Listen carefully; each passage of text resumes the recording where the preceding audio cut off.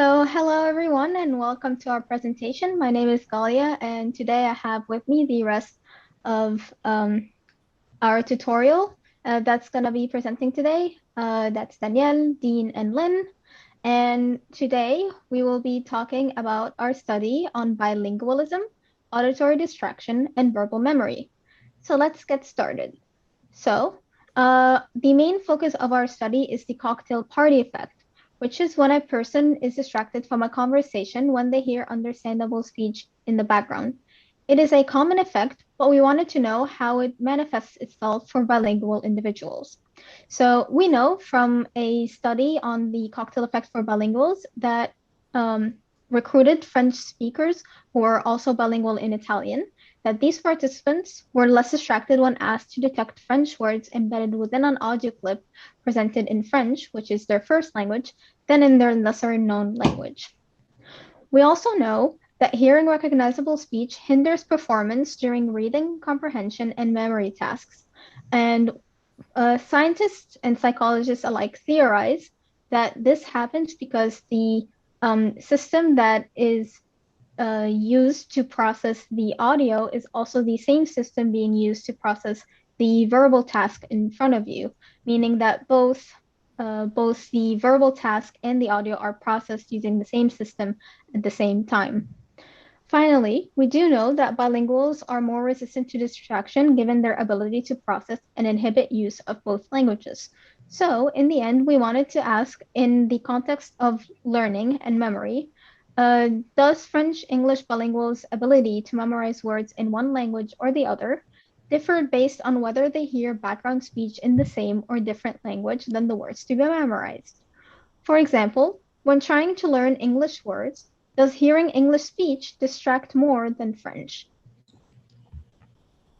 Our participants were 15 fully English-French bilingual participants that have been consistently speaking English and French for the last 8 years in the home, school, or work environment.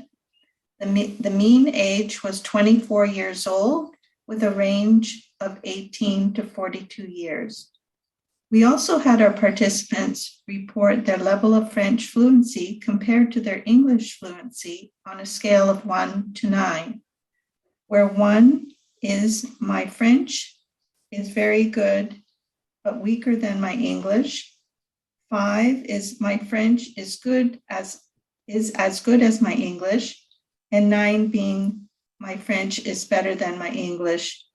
And as you can see on the scale, we had 6 report that their French was weaker than their English, and then a couple that went up the scale, 3 and 4, with 5.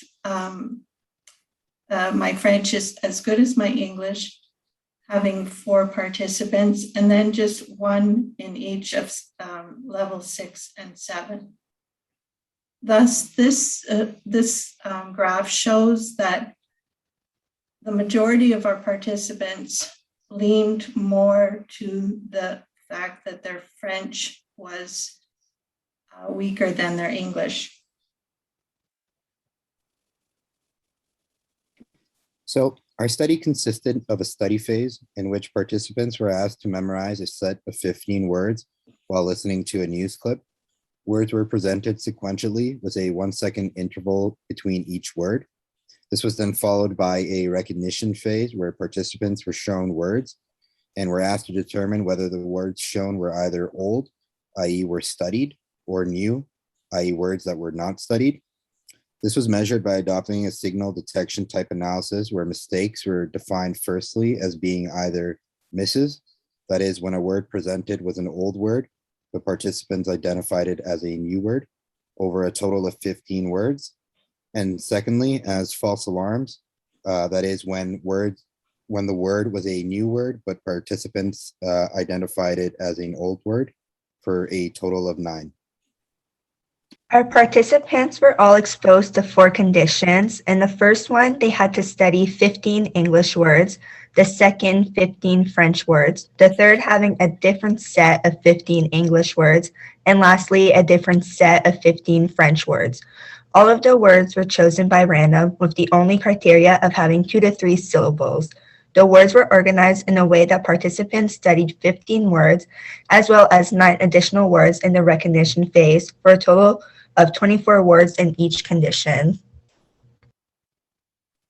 Each of the 4 conditions also contained an audio clip, which was a news clip.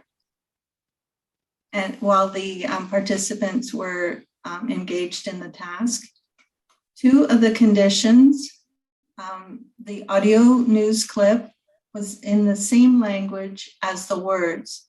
In other words, while they were studying English words, an English audio clip was playing, and while they were studying French words, a French audio clip was being played.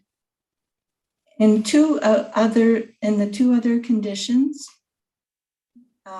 the language of the words was different than the audio news clip.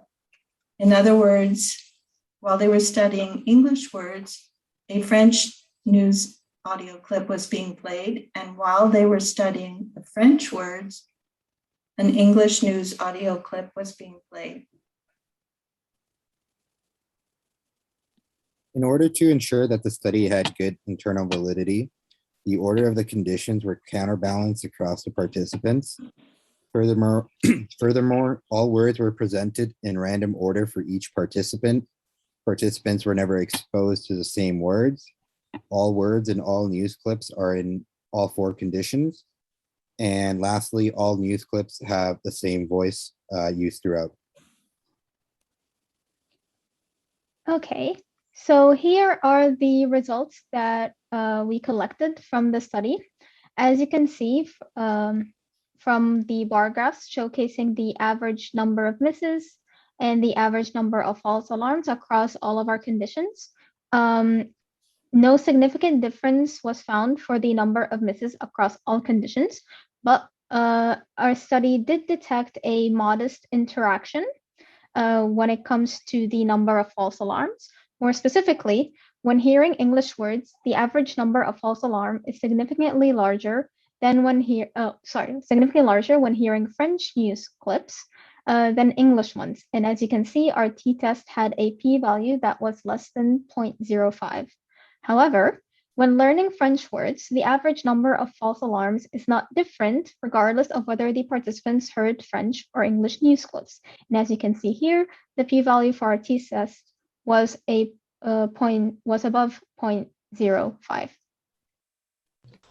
We concluded that bilinguals recognize a similar number of learned English and French words, whether they study them while hearing background in the same or different language. To add, bilinguals' verbal recognition seems to be resident to background speech. However, bilinguals reported recognizing more unlearned English words while hearing background speech in French. This was not the case when recognizing unlearned French words. Since most of our participants know French less than English, these results suggest that hearing a less-known language may interfere with your capacity to correctly recognize, learn information in a better-known language. Interestingly, participants learning French words were not susceptible to the language background. It is important to note that these results must be interpreted with caution, and more studies comparing different levels of bilingualism must be done in the future.